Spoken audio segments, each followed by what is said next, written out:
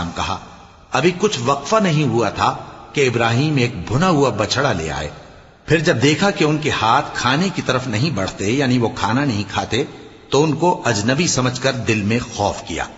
فرشتوں نے کہا کہ خوف نہ کیجیے، ہم قوم لوط کی طرف ان کے ہلاک کرنے کو بھیجے گئے ہیں۔ اور ابراہیم کی بیوی جو پاس کھڑی تھی ہنس پڑی، تو ہم نے اس کو اسحاق کی اور اسحاق کے بعد یعقوب کی خوشخبری دی۔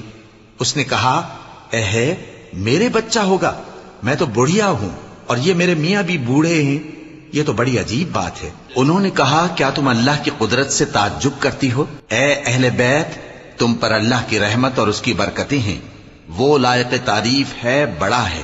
پھر جب ابراہیم سے خوف جاتا رہا اور ان کو خوشخبری بھی مل گئی، تو قوم لوط کے بارے میں لگے ہم سے بحث کرنے۔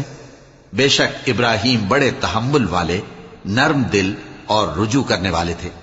اے ابراہیم